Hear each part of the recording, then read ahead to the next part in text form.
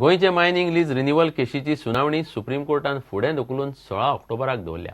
केशीची सुनावणी घेवपी न्यायाधीश उदय ललितान तो सेजा वेदांताचो शेअर होल्डर आशिल्ल्यान केस सोडली। आता ही केस सरन्यायाधीश H.L. दत्तू मुखार येतली।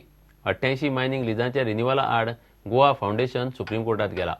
गोयच्यो बाकीच्यो दोनूय मायनिंग केशी खंडपीठ बरोबर एकठांय आयकतले।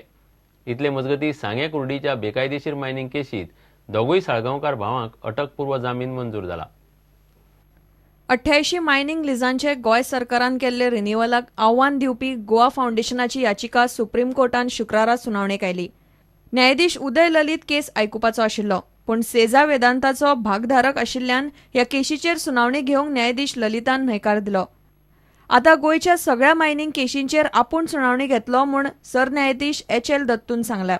केशीचेर 16 ऑक्टोबराक सुनावणी जातली।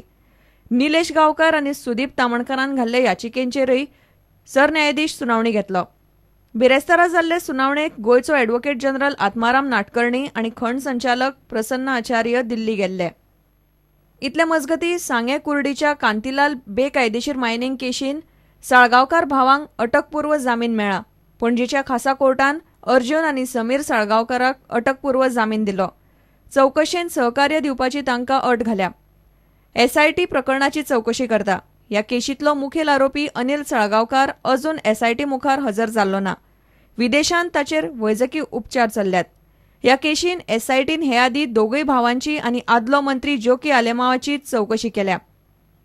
इतले मजगती दिवचल वाठारांत मायनिंग कंपन्यांक लागून शेतपिकाचें लुकसाण जाल्ल्यान लुकसाण भरपाय दिवची म्हूण मयेचे शेतकार मागतात। शेतकार पणजे उत्तर गोंय जिल्लोधिकाऱ्या मुखार धरण्याक बसले। आमची परिस्थिती ना शेतकऱ्याची, आमची नुकसान भरपाई आमकां मेळपाक जाय।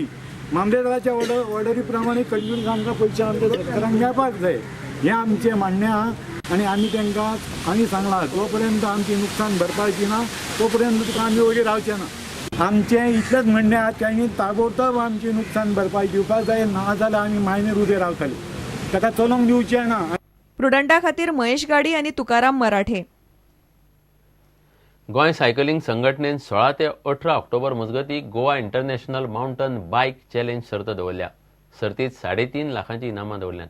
माउंटन बायक चॅलेंज सर्तीत भारता वांगडा स्वित्झर्लंड, ऑस्ट्रेलिया, पोर्तुगाल आनी नेपाळांतल्यान सायकलिंग करपी स्पर्धक वांटेकार जातले। आता मेरेन सर्तीत 50 जाणांनी नांव नोंदणी केल्या म्हूण आयोजकांनी सांगलें।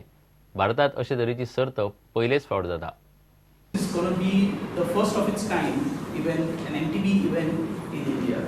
Now, when I say first of its kind, there are basically two other events, the MTB Himalaya and the MTB Kerala, which is also held along the same lines, but these are point-to-point races. There will be two races on this day. One is a time trial, which will determine who is the fastest rider or rate the riders as per their speed. Thereafter, the riders will be doing laps, altogether 42 kilometers. Laps of 6 kilometers, 7 laps of 6 kilometers each. Day 2 is what we call the Devil's Circuit. This is at Uge and the Dot property.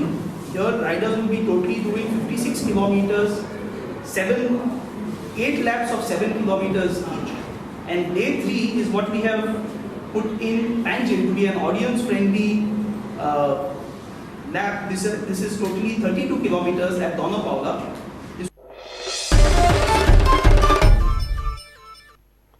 इतल्याने खबराचित्रांक सोंपता। पळयत रावात prudent. नमस्कार।